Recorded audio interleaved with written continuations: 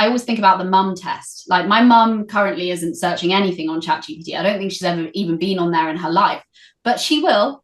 When it becomes really easy for her to do so, and it's the primary search engine, she will go for the most efficient way of searching, which will be that. And she will trust the results that come through.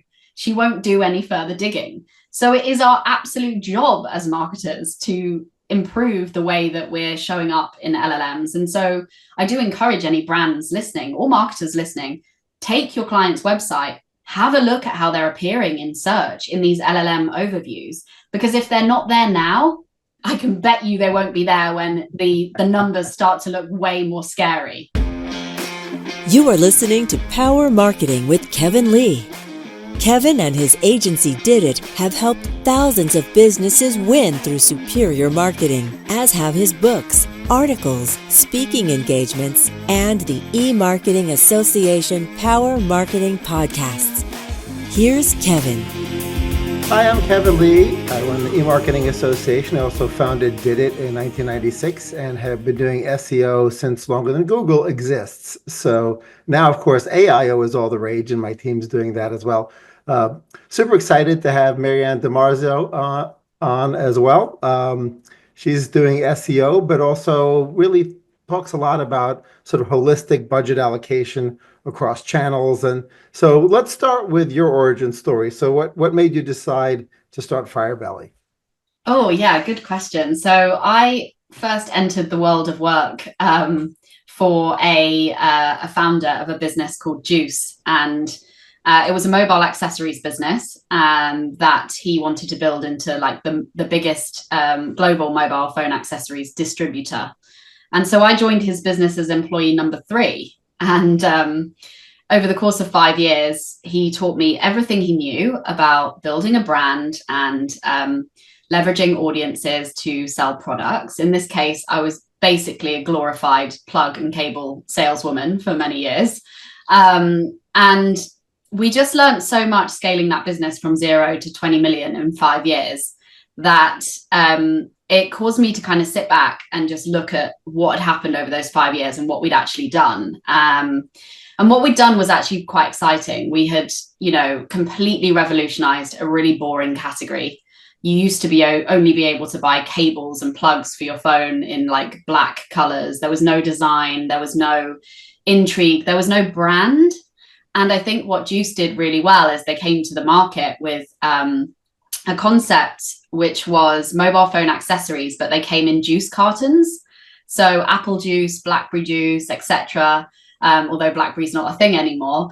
And it just really blew up. It went so wild. And I think the lessons that we learned from growing that business were all about how to take a really boring commodity product and turn it into a desirable brand for the consumer. And I was fascinated by this journey of how we'd done that and what we'd actually achieved.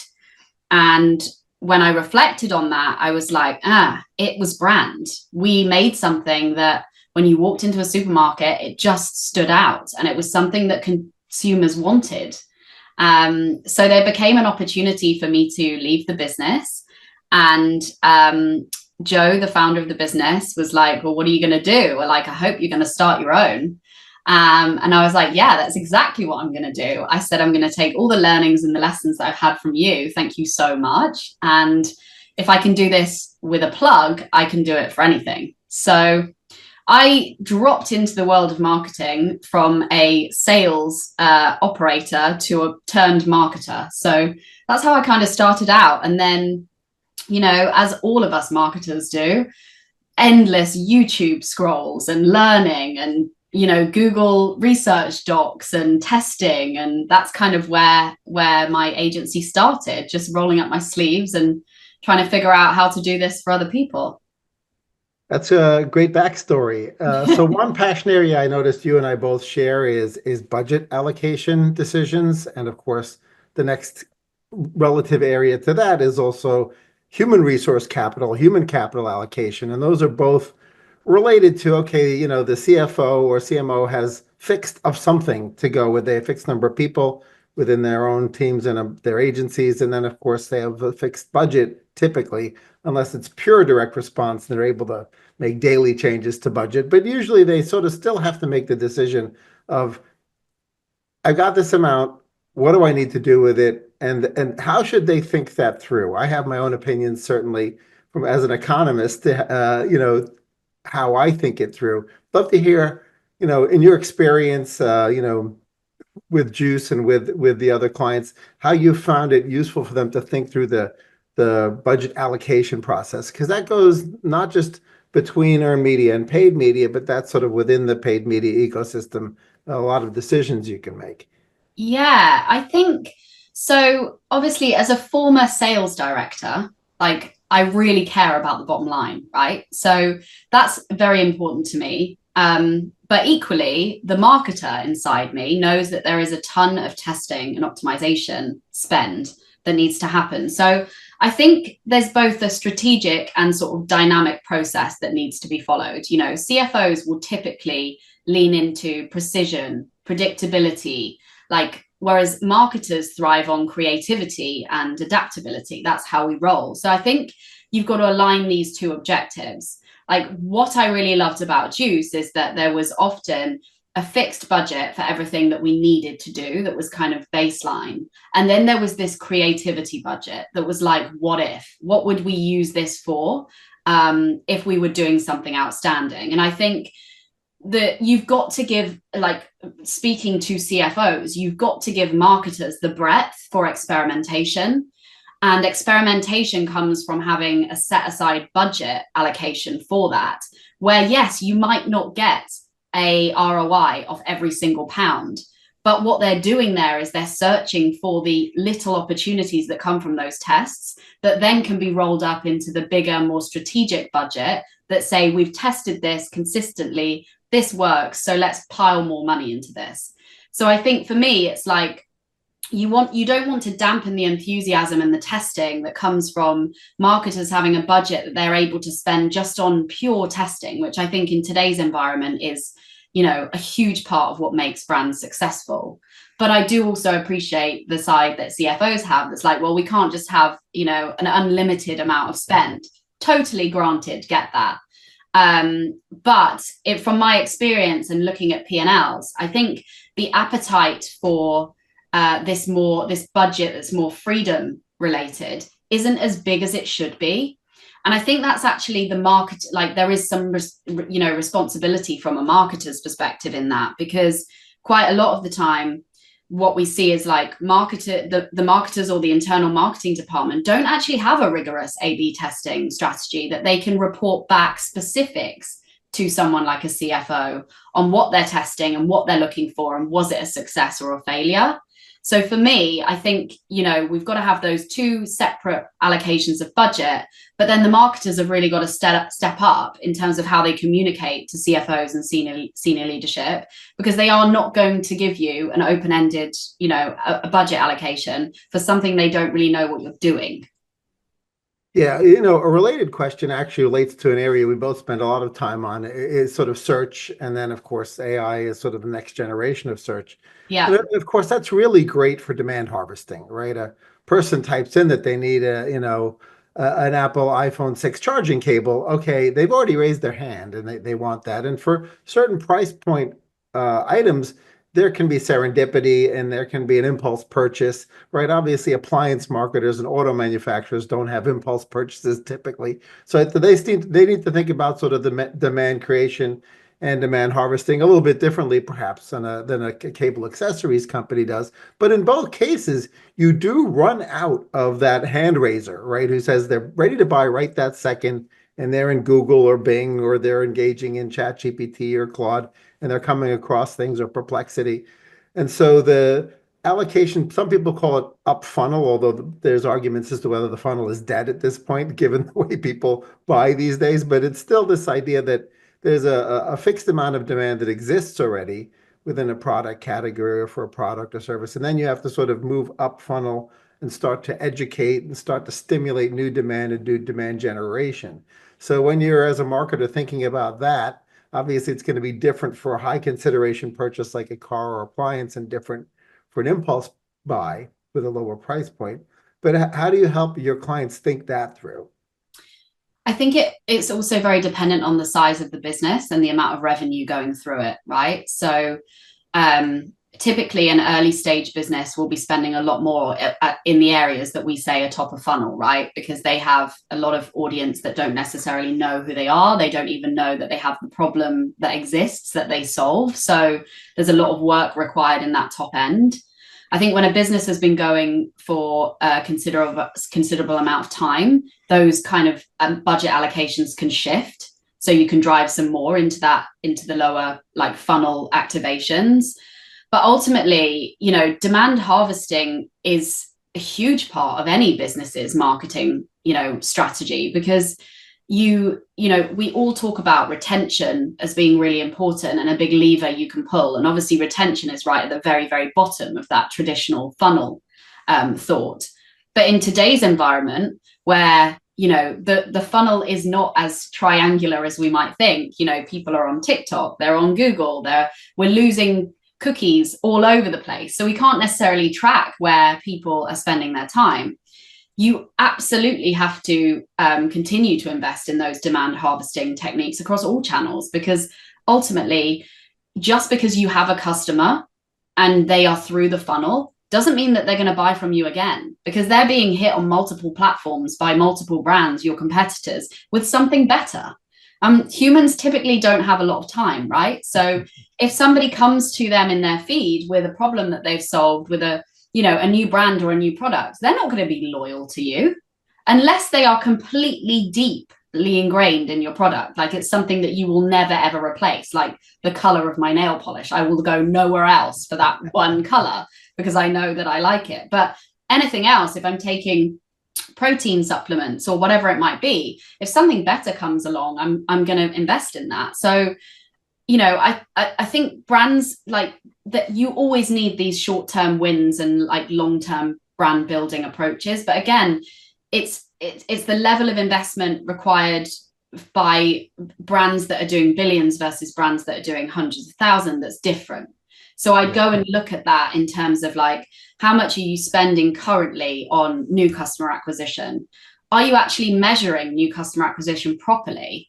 Are you grouping together all of your search terms, branded and non-branded, and calling that new customer acquisition, which is something I see all the time. Absolutely. So yeah, I'm sure you've had that as well. It's like, well, actually, this is brand search, so that's not new customer acquisition necessarily. They know who you are. So yeah, I think it's about both. I always dig into the numbers before I start any kind of analysis of where brands should be spending. So we look at the P&L, we look at the traffic, we look at, what proportion of spend is going out to new customer acquisition campaigns, what proportion of spend is going to that bottom of funnel, and really, how are they converting? Because that could also shift where you're, how much you're spending and what you change. I think we're too fixated on these budgets being very rigid and very stuck. So this quarter we're spending this and this. That's not how marketing works. Like if something's working in that bottom of the funnel that's converting at a really high return, you want to pile all your money into that. Of course you do. But then the next quarter, that same campaign could maybe not be delivering the same result. So you want to make those adjustments. Yeah, for sure. Back in the early days of my career in advertising, budgets were fixed by Thanksgiving for the entire next year. And now we certainly change them sometimes daily based on results that we see coming in.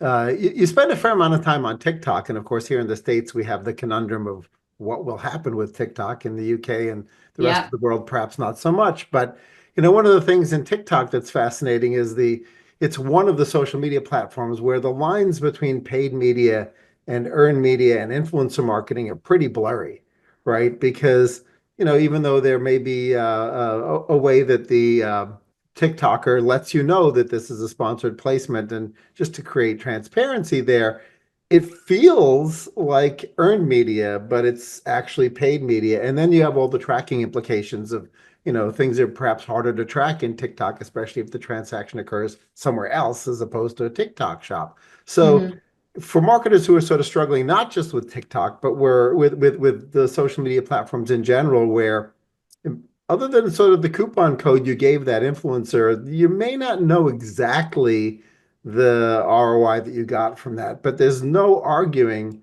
with the power of those platforms. One might argue that, those kinds of platforms and podcasts change the US election results, right? So there's absolute power in the personality of the influencers and their ability to change people's behaviors and to alert them to new products and services that are out there. So how do you advise marketers to think about that ecosystem, given the fact that it's not as easy as a Google AdWord where you're like, okay, they came in, they wanted a blueberry colored charging cable, and look, they bought one. What a surprise. Yeah, I love this topic. It's one I'm very, very passionate about. So, paid and earned media, paid and organic, however you want to describe it, should be working in tandem. Absolutely. These departments, whether they are in your business or whether they are in an agency, should go hand in hand. Absolutely. Because from a consumer standpoint, a consumer doesn't care if it's paid or earned. They care if it's authentic, right? Right. And I think what the algorithms now that we're working on social are interest graph algorithms. What that means for people that might be listening that don't understand is that nowadays you get more of what you engage with based on your interests, whereas previously you got more of what you engaged with, i.e. your followers. So it was more social graph orientated. This is incredible when it comes to creativity, brand content, whether it's paid or whether it's earned, because it gives us a testing ground for creative. It has literally flipped advertising on its head. We can now test organically concepts, strategies, placements, whether it's with influencers or whether it's a planned ad campaign through these organic channels first. If something pops, if something gets consistent engagement, then you shove a load of spend on it. I really love this. And actually, this is really well described by Gary Vaynerchuk, who calls it brandformance. So he has a really specific framework, which I absolutely advocate for, which is know who your avatars are, know what your formats are when it comes to short form video, test the hell out of every single one of them. And then when something is an outlier, boost the hell out of it. But don't forget to turn it into an ad. Don't forget to add that CTA at the end of that short form video. Post-produce that so that it's driving a conversion metric when you then push it through paid. But I find this incredible. Like one of the things we do with our content is I will record one video. For that one video, I will record 4 different hooks for the same video. So I'll record that first frame 4 times. I will then distribute every single one of those.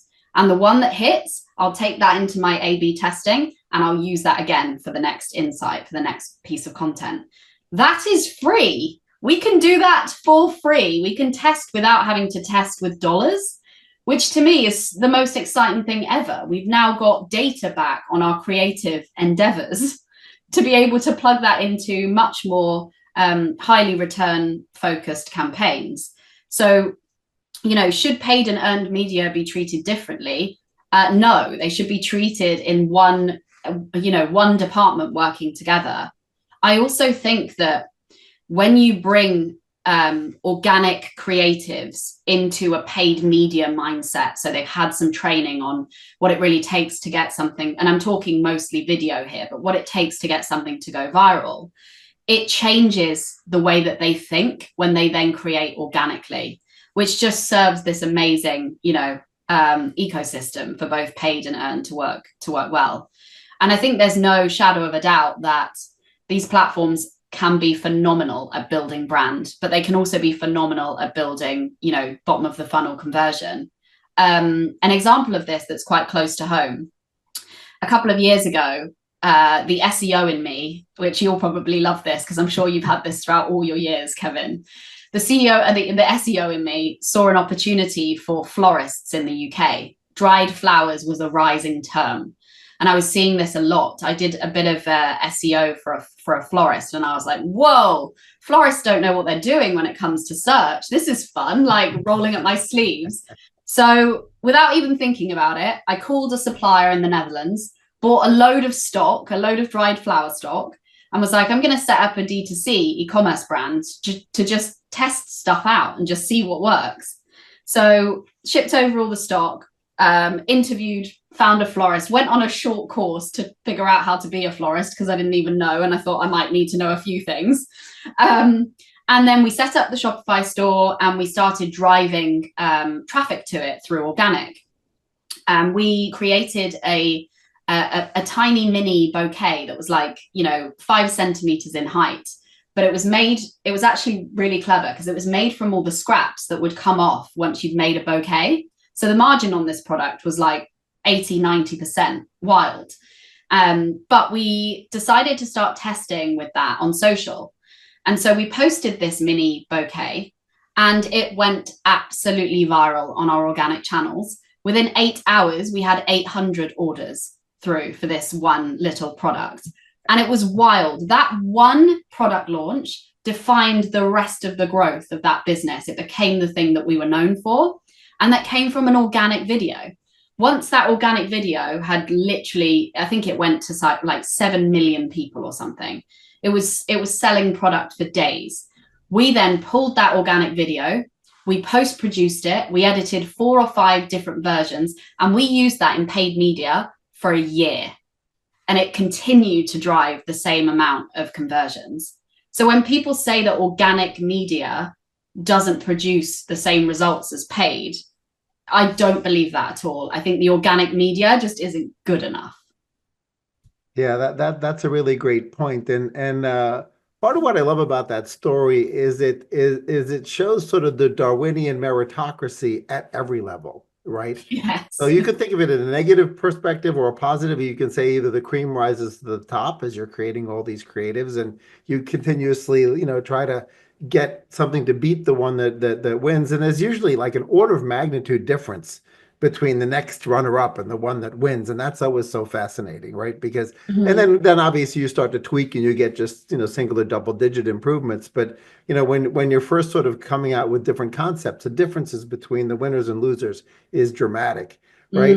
And that same Darwinian meritocracy, that ends up trickling all the way into the business itself, right? Because that's the fight we're in as business people, right? Is we're in a Darwinian meritocracy too, not just for a one single ad creative, but as a business, right? Because it's a nonstop, slog against all the competitors. So we need to have our creative ducks in a row, right? To be able to win the long game as well as the short game.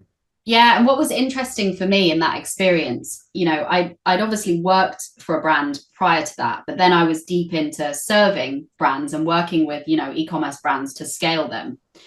What was really nice about that is that actually then I was my own customer. I was the store owner. I was, really aware of all the kind of challenges that come with doing a store. And it made me really appreciate how difficult it can be to scale an e-commerce brand. But what was really insightful for me in that process was the collaboration that can happen between a brand and their agency in this environment. So that product that we launched was a test, like that concept was a test to get it to go viral. But that actually created an entirely new product category for our brand, which we didn't have before, which actually drove 90% of revenue for the business and became the thing that we were known for.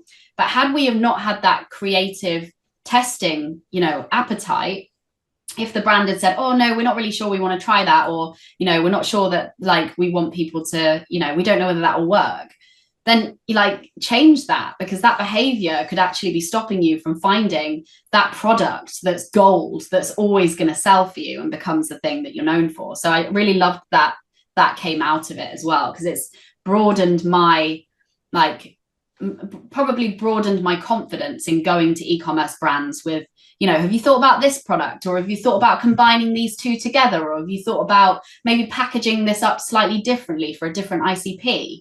All those things can help to obviously drive, more avatar focus, but also engagement rates and basket spend and all the things that we love. Right, for sure. That's a great story.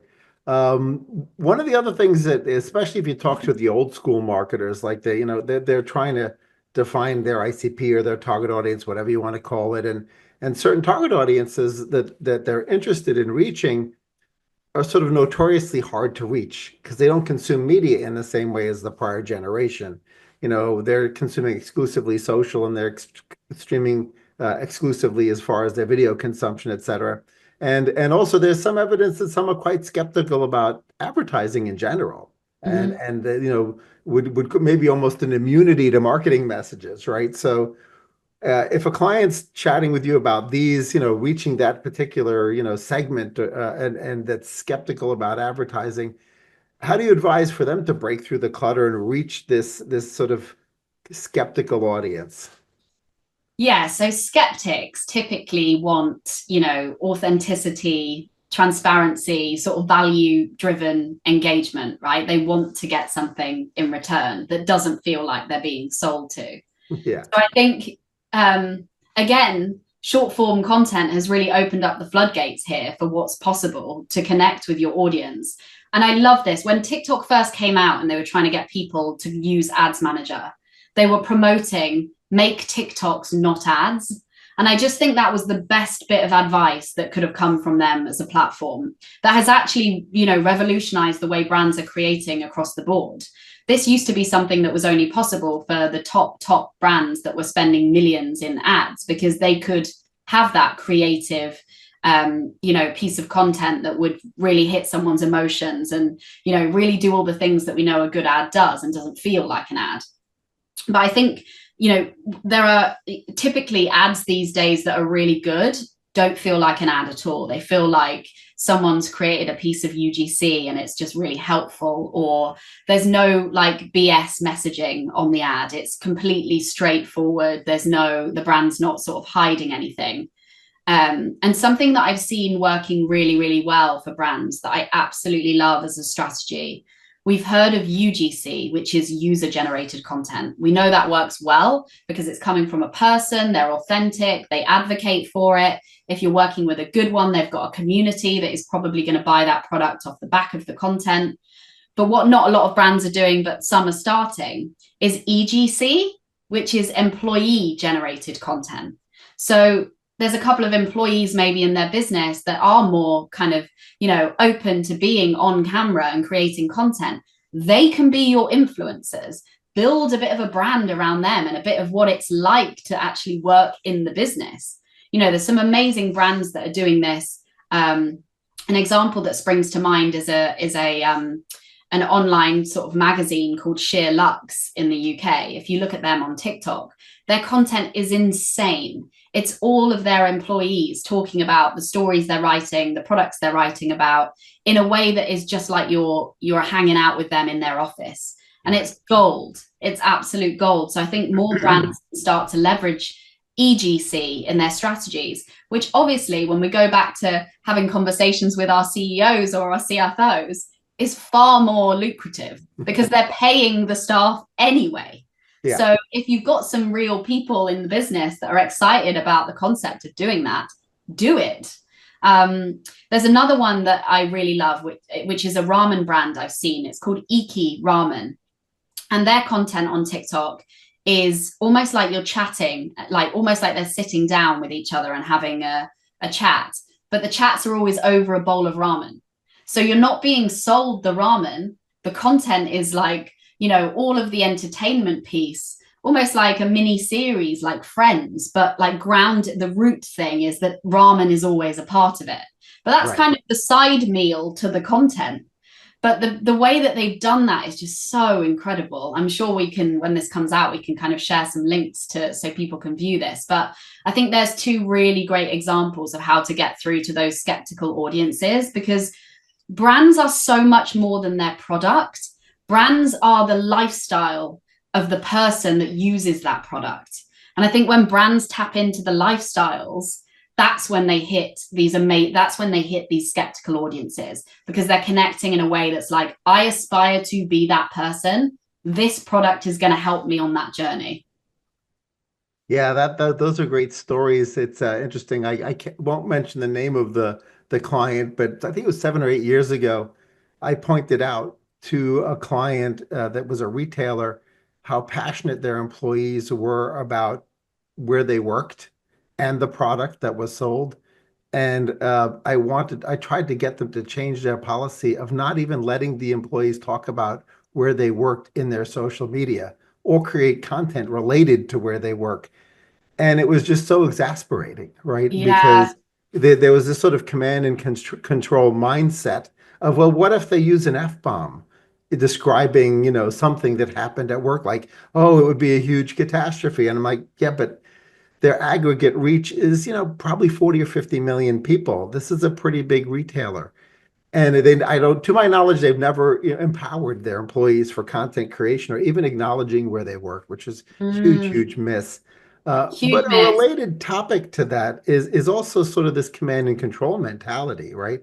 That also bleeds into brand managers and CMOs and VPs of marketing feeling comfortable with influencers up and Yeah. down the chain, from the mega influencers all the way down to the mid and micro influencers, and allowing them to speak in their own voice, because they may have come through the agency community where, okay, here's the script, right? Here's the actor and the script and the voiceover and the music, and that's it, right? And maybe we'll do some post edit cutting of this video, right? And they're not used to this idea, like, okay, have at it, and just see what comes out.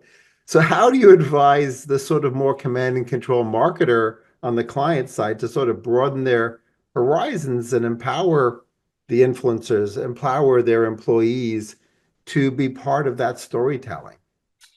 So I think this poses a greater challenge that goes back to the brand roots and the brand tone of voice and the those classic things that we think about being far too restrictive. So we say we say this, we don't say this. The color's this, the color's not that. These are great things, and obviously you need to have refined brand guidelines to be able to stand out in a market. But I think you can broaden these if you start to look at your brand in lifestyle blocks. Like, where does our brand fit in lifestyles? And if we broaden that, it helps you to understand how to find the influencers that are going to work with you because they fit certain lifestyle areas. But B, it's going to give you way more opportunity to connect with more people. And I think brands need to have, yes, they have their overarching tone and what they stand for and their vision, their mission, their values, their copy frameworks. But don't be restricted by that, because you're cutting out huge revenue potential by not actually tapping into other markets that are a good lifestyle fit for your brand. So my advice to them would be, like, cut the red tape. Stop being so fussy about it. Yes, it's important, but I always find this, that some marketers, when they're in a board meeting discussing what they're going to do for their marketing campaign, it's so grounded in the opinions of the people that are sat around that table that quite often aren't even the blooming consumer. They're not even the person purchasing the product.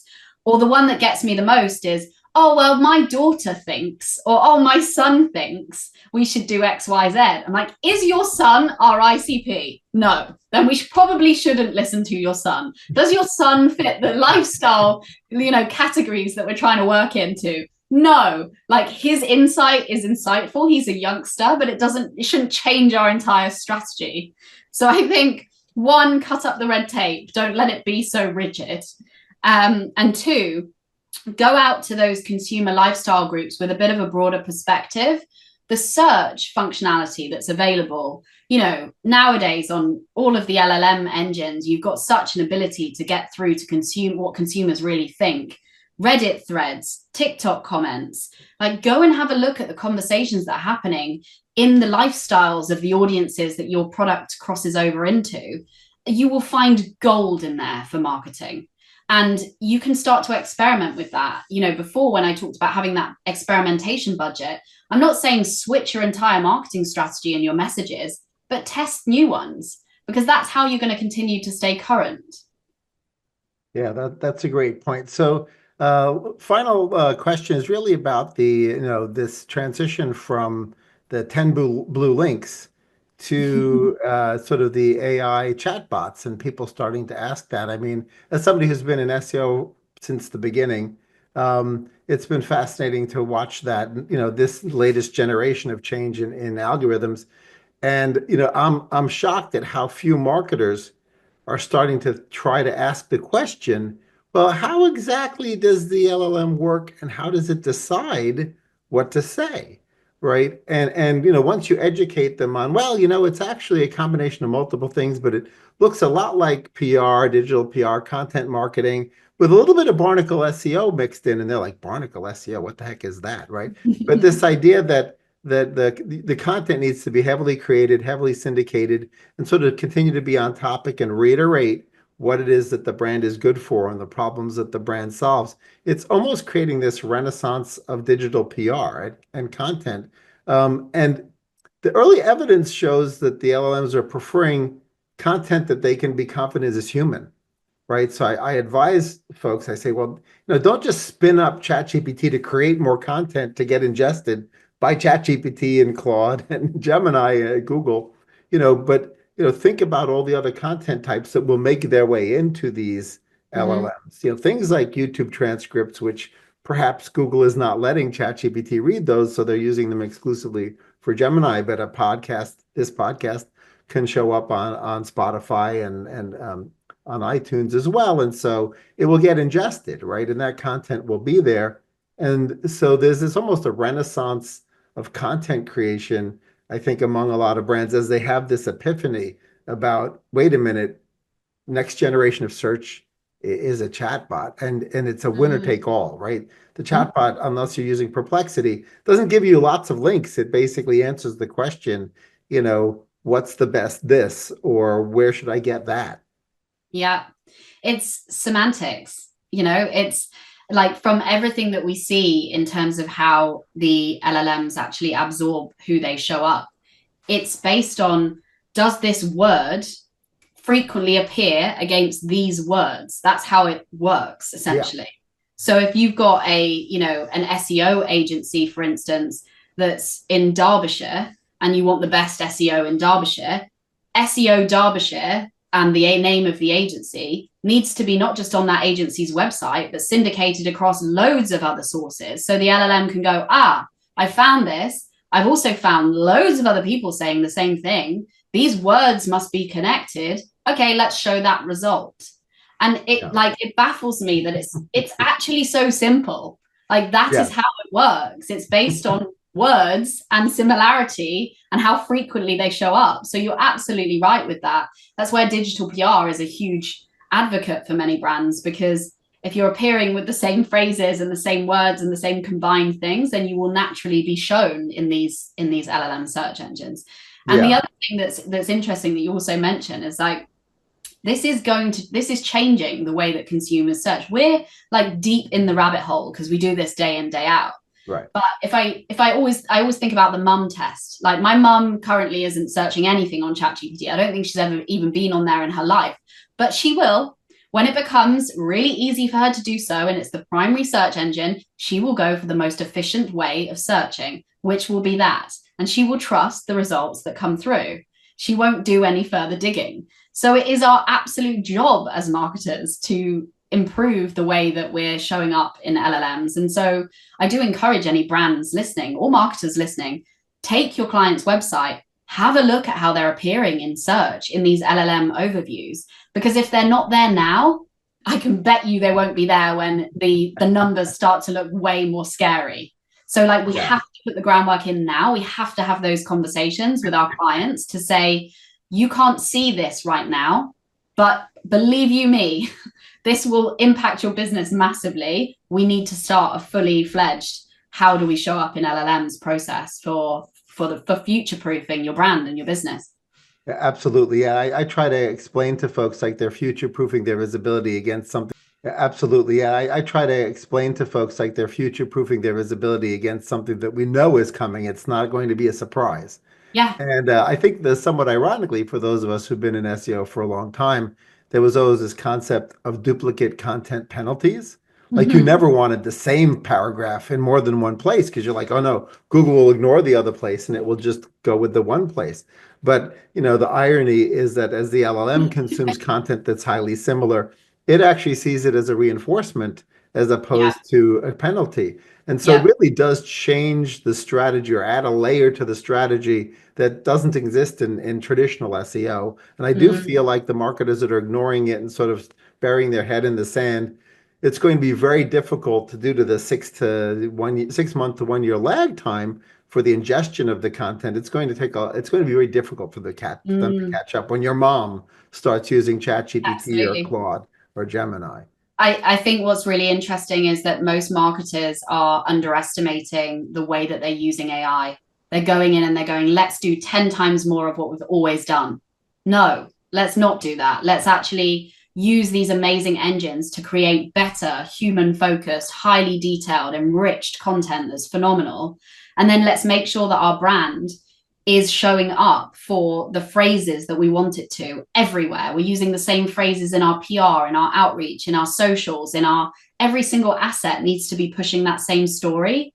So I think it's a really good time for brands to actually maybe go back into that dusty old brand tone of voice guideline and have a look at it. Like, are you actually being consistent across the board? And do your teams know how to properly communicate the product benefits or the brand benefits or what we do? Because the more that you can share the same message about your products and about how they work, or if you're a service-based business, about your service and the services you operate within consistently, that will help you massively in these LLMs. The other thing to note is you should be tracking your LLM traffic. Like, we've set up Google Search Console, Google Looker Studio dashboards for all of our clients to track this. And it is literally the traffic to LLMs from LLMs is doubling month over month, which doesn't look like a lot now, but compounding tells us one thing, right? That's going to be huge. It's going to be huge.